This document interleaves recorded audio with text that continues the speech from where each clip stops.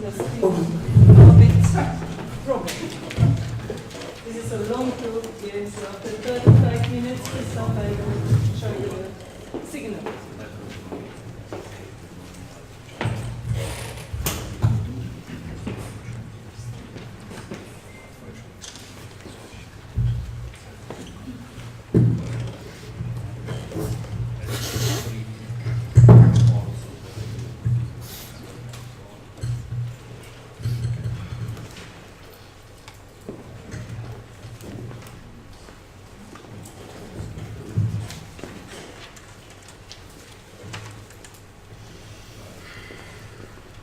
So, then just the laser pointer.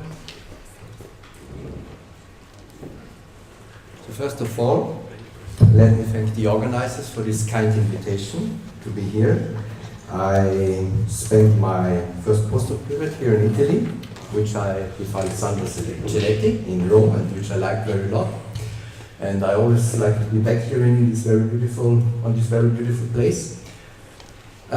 Today I would like to speak about some subject which is Cassini states in the spin orbit problem, a topic that I started during my second postdoc period in Namur, working together with Andremet and Benoit Noël. So it's already some years ago, but there were some open questions that I wanted to tackle, so now is, I hope, the right time to introduce you to these results. So what are the aims of the study, the motivation of the study? So I wanted to investigate the effect of higher order spin orbit resonances on the orientation on the spin axis of a rigid body. So not only the 1-to-1 and 3-to-2 resonance that we have already been investigated by many authors over the last decades, but also to see in a more general sense the dynamical problem for other resonances. The second thing I wanted to investigate was to see the effect of the higher order gravity field on the rotational state of the body, and with special attention to the spin orientation of the body. Usually we take into account the C20, C22 coefficients, we transfer them to moments of inertia, and we find out from the dynamical modeling the final state. So here we want also to investigate the higher order degree gravity field. And this has some application in mind, meaning that we want to understand better the effect of the core and the flattening of a celestial body on the possible orientations of a spin axis, with applications to Mercury, probably in the past. I will speak about that later. So what will be the results in this study that I would like to present you? First of all, there was a huge work that needed to be done to set up the resonant models for the investigation of the long-term stability of coupled spin orbit problems for arbitrary spin orbit resonance. In fact, we included here in this study the P to Q spin orbit resonance problem with P and Q less equal than 8. And the models were derived on the basis of the gravitational potential of the rotator up to degree and order 4. And with this we worked out some simplified average models from which we could find out some additional information of the problem. Most notably to be addressed, which I will speak here, is the quasi-linear relationship between the order of the resonance and the flattening of Mercury. So I will also present you in this talk some results that have recently been accepted for publication in CNNDA. So it will be online soon. Please also take a look in this paper for further results that I cannot address here. So just for those of you who are not so familiar with the topic, I put you here one introductory slide. We have here the spin orbit problem, which means we have a rotating body, rigid body that is orbiting a second body, and we are interested in the rotational state of the body coupled with the orbit. So spin and orbit are coupled due to the gravitational interaction, and we want to investigate some special kind of solutions, namely the spin orbit resonances between the rotation of the body and its orbit around another central body. Where this could be the Earth, the Moon, or this could be the Sun and Mercury, or any other combination that you might like think of. So this is the spin, usually what is called in literature the spin orbit problem, and there is these famous Cassini laws that have been formulated for the Moon by Cassini, And in some sense, this one-to-one spin-orbit problem corresponds to the first Cassini law, which is that the rotational rate is synchronous with the mean orbital rate, meaning that the moon always faces the same side to the Earth during one revolution. Here on the lower left, I show you something which is related to the spin-orbit problem. This is called the Cassini state problem, meaning that not only the rotational rates are coupled, but also the rotational state of the body. In some sense, the orientation of the spin axis is influenced by the kind of spin-orbit resonance that you want to investigate. So you see here the Earth, you see here the orbital plane that is inclined with respect to the Earth orbit by some 5 up to 7 degrees. And you see that the rotational inclination, the rotation axis indicated here by the red curve is not aligned with the orbit normal of the body. So we have here this axial tilt of about 6.6 degrees. And if you work out here the dynamical problem and you look for the equilibrium of the system, you will find out that this axial tilt is necessary to keep the resonance. So this could be related to the second and third law by Cassini for the moon, meaning that the spin axis maintains a constant inclination to the orbital plane, this angle here, and that the spin axis, orbit normal and ecliptic normal remain coplanar. Which means that if the orbit is perturbed by the additional periods in our solar system, that would lead to a regression of the ascending knot or a precession of the argument of pericenter, then the spin axis, orbit normal and ecliptic normal should remain in the same plane. So just one slide to set up the notational reference that I would like to use you in this slide here. So we need to work in 4 basic reference planes that are sketched up there. So we have first of all the figure frame of the celestial body that is such that the symmetry line of the body, we call it here C3, is along the symmetry line. We have a second reference frame, which is the spin frame, where we have the rotation axis along Z2, and we have the inertial frame in which we set up the basic equations of motions, which is indicated by a subscript 0 here. So to orientate the rotator within these other 2 reference frames, we need the 3 Euler angles HGL, and most notably the angle J and K. J is usually called the wobble, gives you the separation of the symmetry line of the body with respect to the spin axis that we usually assume to be 0 or very small, the wobble. And there is this angle K, which gives you the separation between the inertial frame and the spin frame, the spin axis here. So the fourth, these are 3 frames that we need to include to describe the rotational state of the body. The 4th frame we have here is the orbit frame, that is the usual frame we all know in celestial mechanics. We have the inertial frame, we have the inclination of the orbital plane. We have a knot parameterized by the ascending knot longitude. We have here the argument of pericenter, and the mean anomaly, which is not written here, would complete the position in the orbit. So in this study, I work in the modified Andouillet and Delaunay variables. Sometimes they're also called Poincaré variables, meaning that this is just the right action angle variable set to investigate this problem. Why modified? They are modified just for the following reason, that we need to do higher order expansions in the potential. And if we use these modified Andouillet variables, we can assume that these quantities are small in the expansion. So, to set up the dynamical problem, we have here the Hamiltonian function, we have the spin and kinetic orbital energy that is given here. So in terms now, probably it's a little bit in a different way that you may find in the textbook. It is just a degree problem written in the Andouillet variables. For that reason it looks here a little bit different. We have here the fundamental parameters that come here into the integral approximation of the spin, which is moments of inertia A, B, and C, with the convention that A is less equal than B, B less C. And here we have the orbit, so we assume the standard 2-body Kepler problem, which is given by this term here, and we include also a perturbation of the orbit parameterized by constant precession rates of the argument of pericenter small omega, and regression period of the ascending with longitude parameterized by capital omega dot. So in the spin orbit problem and for the Cassini states, it's also important to have a perturbation of that orbit. And in fact, we will have this perturbation not modeled in a very realistic way, but still we will have some mean value of these quantities that are valid on average on the time scales that these results will be valid. So what is the coupling? The coupling is now the gravitational coupling, and if you have a body that is not an ellipsoid, you in principle have to include all the gravitational potential of the body and look on the effect of that gravitational potential on the coupling between the spin and the orbit. So what does enter here? The gm over r is the distance of the rotator from the perturbing planet.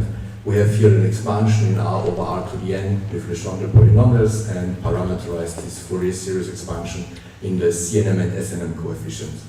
So the standard way is to take here the C20 and C22 coefficient and neglect all the other coefficients and then start to work out the equations of motions and work out the geometry of the phase space. So one new thing that I wanted to address here in this study is now to include also the other coefficients here and see their effect on the equations of motion. Since we're interested in a resonant problem, in a spin-orbit resonant problem, it's good to include resonance variables. The resonant variables are defined here. So we are working here with a 6-dimensional phase space. The first 3 indices always indicate the spin motion, and the 4, 5, 6 indicate the orbital motion. So we have here these, in some sense, the most important action that we have here is the sigma 4. It's L4 plus P over Q L1, more to the resonance on the next slide. And here we have the resonant argument sigma 1 to sigma 6.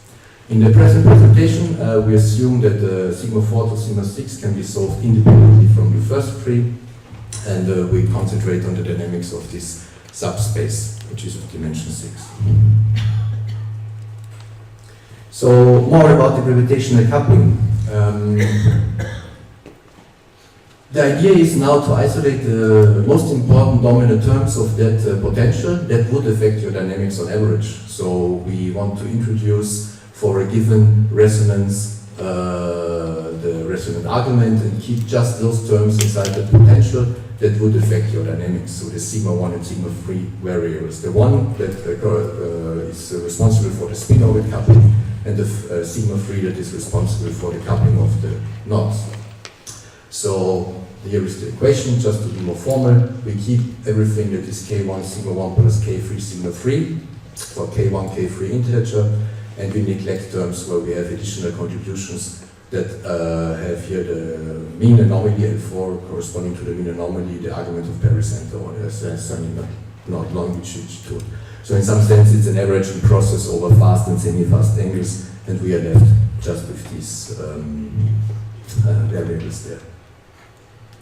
So we have to think about 2 main frequencies in the problem. So in the upper left you see the spin orbit dynamical problem, here with the angle sigma 1 against the resonant action sigma 1, and here compared to the sigma 3 versus capital sigma 3 problem. So you see we have here an equilibrium point there, and we have here an equilibrium point there. In fact, this is just a projection of the phase space to this portrait and this portrait, so it corresponds to the same equilibrium. And you will see that we have here a non-zero value of sigma 3, and here we have also a non-zero value of sigma 1, while the exact resonance is located always at sigma 1 equal to 0, and here sigma 3 equal to 0. So if we first of all neglect the gravitational potential, the main frequencies in our problem are given here by this formula. So we have the L1 dot is equal just to the spin frequency, and the L4 dot corresponding to the mean motion is to the mean anomaly is just n, the mean motion. So if we have a Ts over T constant maneuverability, meaning that we have an integer relationship between the mean motions and spin frequency given here, then we have a spin orbit resonance, so we include it here in the generating function as a P over Q L4 L1 minus P over Q L4. And then we have also taken into account the coupling between the normal motions, so we assume that any perturbation that acts on the motion of the knot, of the orbital knot, will also be coupled with the spin knot. This corresponds to the Cassini law 3 that we had just introduced before, and this will give you here the resonant argument there. So in some sense, this is the dynamical system we investigate in the rest of the study here. So now it sounds easy from the first step just to derive these equations of motion, but we try to put some effort here to now go beyond what has already been done in literature. So we expanded this gravitational potential in a similar way like it is done in the space degree problem, where you want to investigate the motion of a particle around an elongated body. So for this reason, we implemented some specialized computer algorithm routines to expand this potential and write them in the right annual resonant variables. For this reason, we had to develop a Poisson series processor that could handle the rational polynomial coefficients and the trigonometric terms inside. The Poisson series processor is able to write out also the intermediate steps of calculation to check the validity of the calculations. And you can implement it on a workstation with 8 GB of RAM. So we can use it with variable degree and order in the gravity harmonics, and also in the variable degree in the eccentricity and inclination. The eccentricity and inclination comes inside through the R here dependency, the eccentricity, and also because you have to write down the potential in the right reference frame. So in our study, we used the potential up to degree and order 4, and in order 4 in the eccentricity. Meaning that we started with this underaverage potential containing some 7.4 million Fourier terms. Next step was to investigate all these resonances for P, Q from 1 to 8 and isolate the resonant dominant terms. And what was very interesting, but already known in literature, is that we end up just with 5 spin-orbit resonances that fulfill the following criteria, which are such that all the resonant angles appear after the average, meaning that we have a spin orbit and also resonant between the coupling of the knots, and also that the coefficients C20 and C22 enter the basic problem, which is the standard way of writing out these equations of motion. So what is given in the table here is that we have this 3-to-1, 5-to-2, 2-to-1, 3-to-2, and 1-to-1 resonance. And you see the occurrence of the lowest order Fourier term that affect the dynamics in the resonant variables.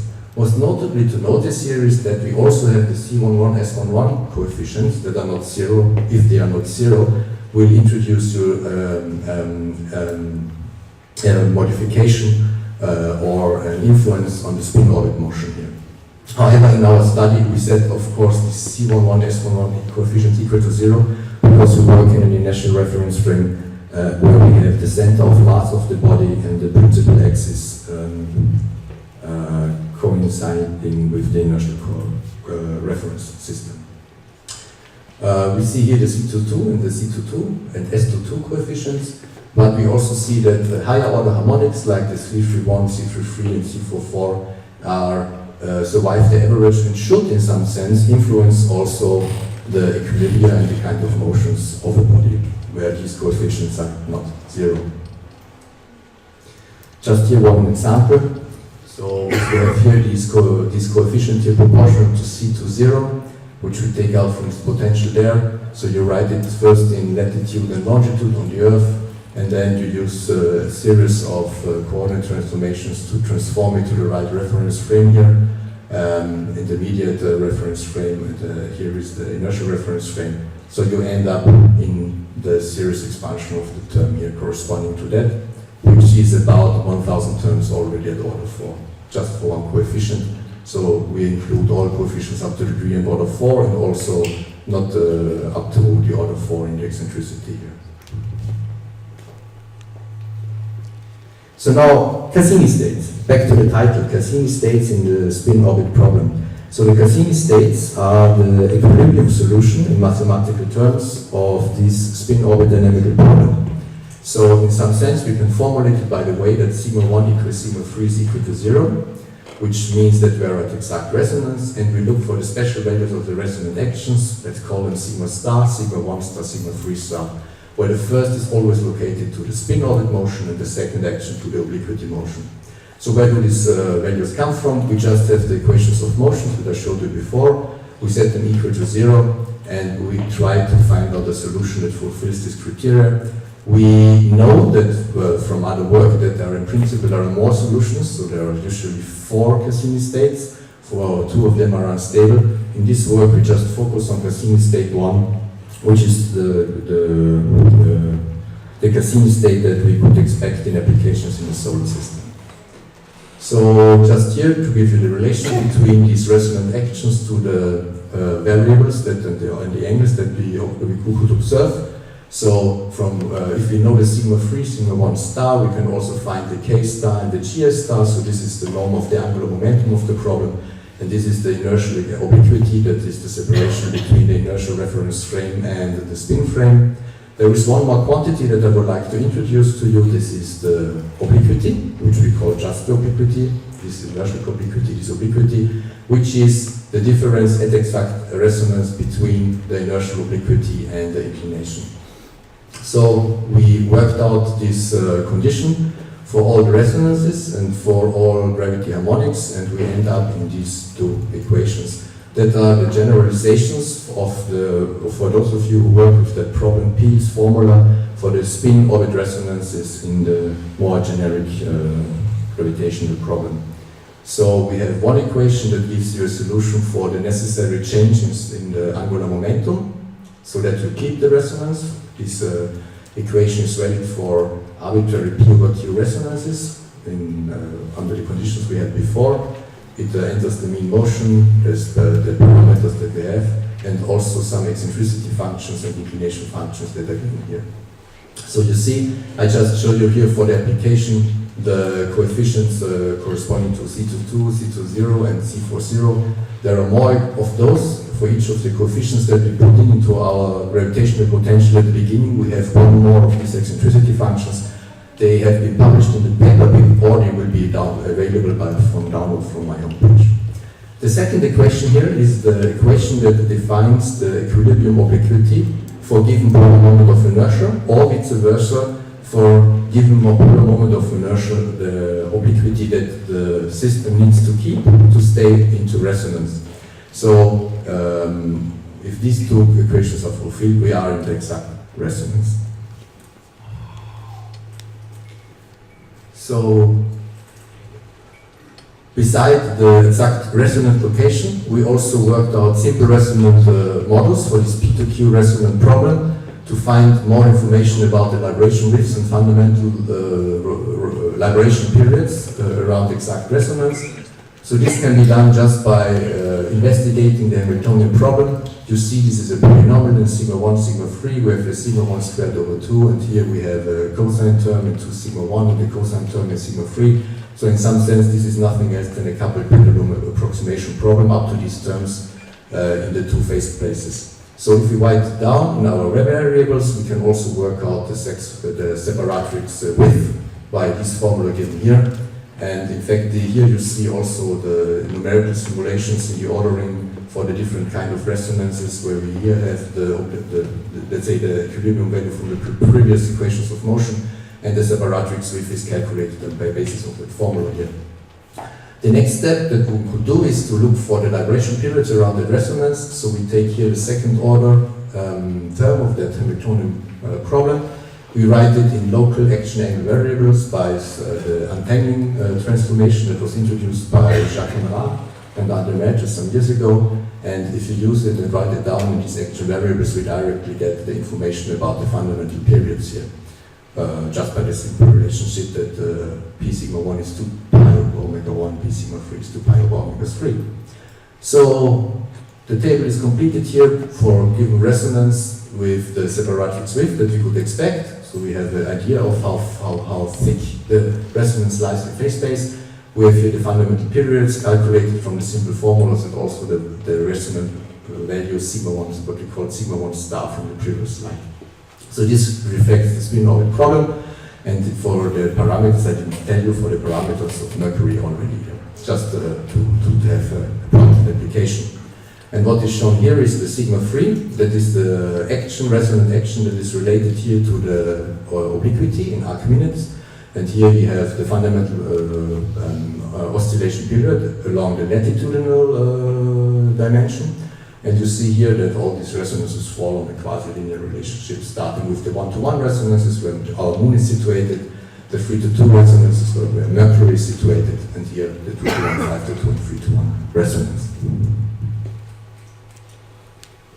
Okay, some of you may now argue that if we take a potential consisting of some millions of terms, and when we just end up with simple formulas based on some averaging theory, that these results may not really reproduce the original dynamics. So for this reason, I just showed on the slide also a comparison with the unaveraged dynamics, which of course takes some time in the numerical integration process. So we just did it for one invariant curve.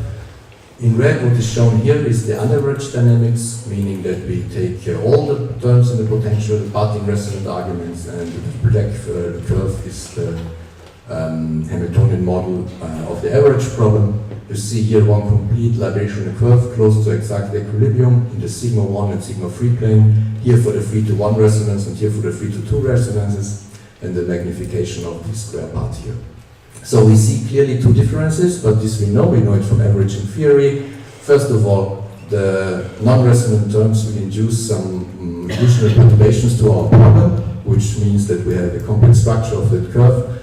And then second, we have here a shift that I would explain just by the fact that we use the same initial conditions for the unaveraged dynamics and also for the average dynamics. So in principle, we would need to implement also the Lie transformation step from unaveraged to average dynamics to also transform the initial conditions from unaveraged to average dynamics, and then we would have here a perfect agreement.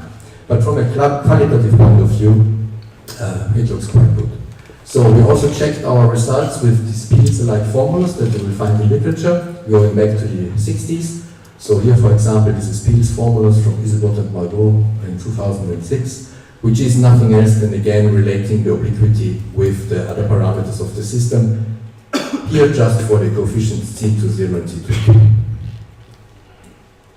So now, the application to Mercury. You see here some plots of nice systems in our solar system where we could implement our theory.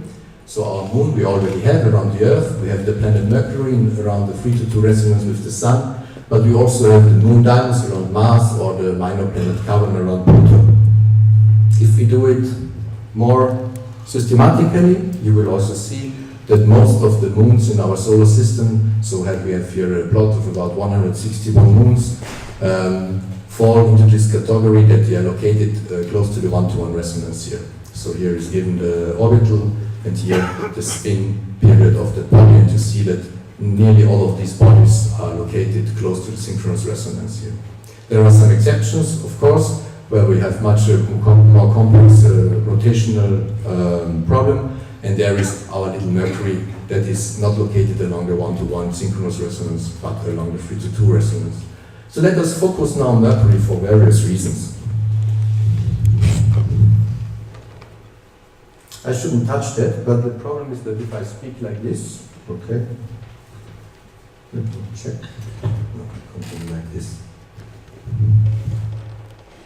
So let us focus on Mercury for the rest of the talk. So the parameters we take for Mercury are taken from various sources. First of all, let me mention the messenger mission. Here was the spacecraft mission from NASA to Mercury, which besides many other very nice, beautiful findings, found out the gravitational field of Mercury up to higher degree and orders. So we take the degree and the higher degree and order gravity field from this messenger mission, which have been published in Mazzarico et al. 2014 and Smith et al. 2012. The orbital elements are taken from a paper by Stark et al. 2015 that essentially come from the GPL ephemeris.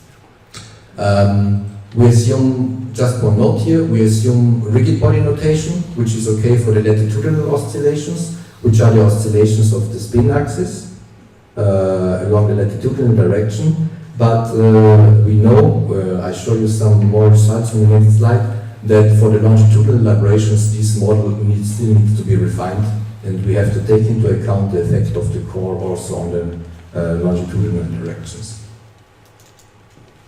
So just to let you know the state of the art for Mercury, which is not complete, but just to give you an idea, we know that we have a strong influence due to the planetary perturbations of the solar system on the dynamics of this problem. You will find the nice information in Dirt and Lemaitre 2008. We know that the spin state is not only influenced by the orbital dynamics, but by the shape and by the tidal model. We have some paper by Nguyen and Lhotka in 2013, and there has been some very nice recent paper by Balant et al. In 2017, where they investigated the effect of the argument of Mercury center motion on the spin-orbit coupling of Mercury.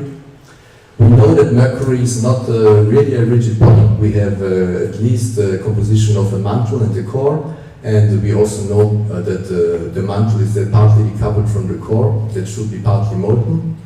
Here the reference of one of those papers investigating this problem, Lhotka 2007. And interesting to notice is that the size of the core is still unknown, meaning that the moment of inertia, the polar moment of inertia is still an uncertain quantity because it depends on the size of the core and also on the coupling properties. The size of the inner core, we know, prolongs the long period libration around exact resonance. There is a nice paper by Isabot et al. 2013. And in some sense here it's also true that the Ricci-Bagli approximation with the libration periods that I showed you before would fail because we assume a rigid body problem. Anyway, we can here have the information by the so-called Peale's experiment that from the long measurement, by very highly precise measurement of the long period librations, we are able to find the constraint on the size of the inner core. So look at the paper by Isabot et al. 2013. And what also would like to mention on the fourth in this class is that an accurate knowledge of the tide generating potential would also allow to constrain the size of the core, like has been shown in Van Hulst et al. 2004-2007. Now, regarding the resonances, the different kinds of spin-orbit resonances. So we wanted to investigate different spin-orbit resonances other than the 3-2. I would like to mention just here 3 papers. First of all, Correa and Lhotka in 2009, where the authors found out that the probability of capture in either one of these 3 resonances can be increased due to the core momental friction. There is also a recent paper by Noyel et al. 2014, where the possibility of capture in the 3-2 or in other resonances can be explained by a more accurate tidal model. And let me just mention here a paper by Wiczer et al. 2012, where they found that an initial retrograde rotation could also allow Mercury to be trapped into a temporary one-to-one resonance. You see, we started with a theoretical interest in investigating this problem for the different spin-orbit resonances. There are papers about the possible history of Mercury, that Mercury could have been located in this kind of resonances. So let us apply this theory now for Mercury also. You see here some more papers by Knievel and Verstraenen. You see that there are 2 parameters that are important to be investigated. We have here the eccentricity and here the capture probability. And you see here the different resonances, 3-2, 2-1, 5-2, and 3-1. And the different color code, and the dashed, dotted, and thick lines just corresponds to different triaxiality parameters here. And here you see this from Noyel et al. This paper where they used a new realistic tidal model also to give a probability of capture of the problem versus the eccentricity. So in a study by Cieletti and Lhotka 2014, we already investigated this spin orbit dynamics using a simplified tidal model. In some sense, we wanted to investigate the possibility of capture or the transient times of capture for spin orbit resonances here. So here is the 1-to-1 resonance, the 3-to-2 resonance, here the other P-to-Q resonances. So what can we say more? What is new, let's say? We have here, first of all, we have the equation where we could relate the equilibrium to the parameters, to the system parameters. And here on this plot, I show you the dependency of the obliquity given in arc minutes here. The negative sign just means that the location of the spin axis is on the one side of the coordinate system. So in absolute values, it is here given in arc minutes. And we see here the relationship that we just worked out before for different spin-orbit resonances, for the 3-2, which where Mercury is actually located today, for the 1-to-1 and for the other resonances. So what we see is that from this study is that increasing magnitude of the obliquity occurs for an increasing polar moment of inertia. So for all the resonances, the obliquity increases for higher polar moment of inertia related to the core size. And we also see that we have a larger inclination between the spin axis and the orbit normal for higher order resonances. So if you just look, for example, here, this is Mercury located nowadays with the parameters of today in C, 0.349 then you see that if it would have been in another resonance in the past, also the obliquity would have been greater. Here on the right, there is also a study on the C22 coefficient that is related also to the equatorial flattening of Mercury. So here in this figure, in all of these figures, we assume that the parameters of Mercury are fixed, meaning that also that the C20, C22 and the gravity field coefficients are fixed over time. But there are papers that argue that in the past these coefficients could have been different. So if we do here a systematic study in variations of C22, here given percentage of the actual value of Mercury today versus the change in obliquity epsilon, also given in percentage, and we see the effect of the different kinds of spin-orbit resonances on the obliquity here. So Mercury is here located in the blue line at the 3-to-2 resonance. We see here also the systematic, we see a quasi-linear behavior in changes in delta C22, and what we also see here is that with a stronger, let's say a lower order resonance, the stronger the effect of the C22 coefficient is on the dynamics. So these results are described in more detail also in this publication by CMNDA that will be appear soon. Thank you. So, yeah, if you wanted to, no, I wanted to thank my chair to tell me 5 minutes. If you still give me some time, I could stop here, but please give me just 2 more slides. I want to show you some outlook of where to go on from here, and I will skip this formula just to demonstrate you this slide, just to demonstrate you that these are results that we published together with Lhotka et al. In 2015, where we already investigated the long-term stability of the spin-orbit resonances, and then we investigated the 3-to-2 and the 1-to-1 resonance in 2 different papers together with Anne. And what we did there was we included some theory of normal form theory to work out a normal form for this kind of problem that is valid close to the resonances, from which we can estimate the stability time of the resonance, the nonlinear stability of the resonance in the flavor of Nekrasov-like estimates. So we have nice plots inside where we found out, where we investigated the effect of different parameters on the stability time. The more stable means the more yellow, and the less stable means here blue to black. So you see that we have the stability time is mostly influenced by the inclination, given here. We find that only moderate influence is on the stability by changes in the moment of inertia and regression rate and eccentricity, shown here. You see here that the time scale is a completely different one, and we found only weak influence of the precession rate of the perihelion. So inside these figures I already included here this relationship, which is nothing else than the formula that we worked out before, here for the 3-to-2 resonance, just for the C22 and C20 coefficients. So now I think it's time to go back and also investigate the effect of the other gravity harmonics on this kind of resonances. And I will skip this here, and we'll just leave you with the summary and conclusions, and thank you very much for your attention. Thank you.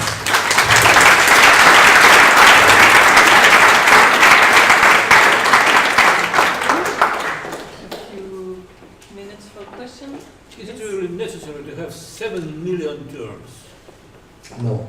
In fact, I wanted to check it by myself. Okay. It's an exercise in algebraic computation. It's also an exercise of algebraic computation, but anyway, there is no study in literature about the effect of the other harmonics, first of all. Second of all, I wanted to derive the, let's say, in a very rigorous radio resonant models. And the very interesting fact is that starting from 7 millions, you end up with some dozens of terms that will already describe you the essential elements of your problem. How sufficient? 100? Sorry? How many terms really are sufficient for your conclusions? Yeah. 100 or maybe? No, I think everything which you need are those terms that I showed you there, that are also published on my webpage soon. In some sense, you need these 2 equations with these terms here, and you can describe the full phase space. Yes? This equation calculation, Next. you find that you have 7 million terms, but the number of harmonics up to 4 is equal to 16 only.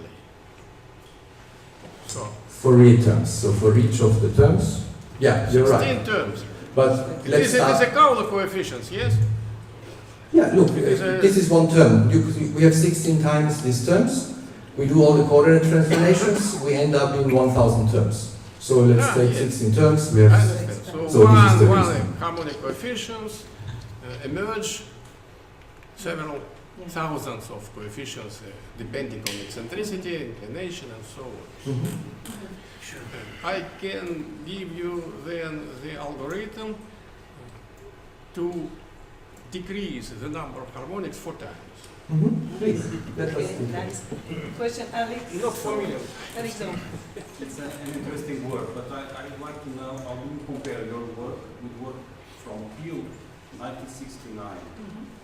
Because he already studied different spin-orbit resonances for different Peel. Mhm. So how his work compares to... Of So- course, he doesn't have 7 million terms because in 69 it was not easy to get. Mhm. But he has the average calculation and he gets Cassini states for the P2Q, any P2Q spin-orbit resonance. Mhm. Compare with the So in fact, this is a very nice paper because it is very detailed. It's for the 3-to-2 and 1-to-1 resonance. It is, I guess, the It's calculations. for any resonance, but then he applies to the rule in the measurement. Yeah, but the formulas are given for the. Let's say one could work out the formulas also from this paper. I agree, but he essentially focuses on the 3-to-2 and 1-to-1 resonance. I think it's P2Q as well. But So- it's a bit As an answer to your question, yeah, he already included many things. What he did not include was the effect of the higher order gravity field.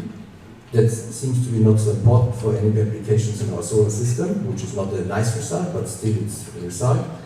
And the second thing is, yeah, I have to go back to the paper, is what he tells you about the other P2Q resonances. There is one thing that he did, which is correct, but I didn't like it when I repeated his calculation. He essentially does not fix the change in the angular momentum. So he has just one equation, which is the Peel's formula. While here in this, if you look on the system from the dimensions, you need 2 equations. So you need one speed and frequency correction and also the obliquity. But it seems that that is so small in the change that also his formulas are valid for applications in the solar system. Okay.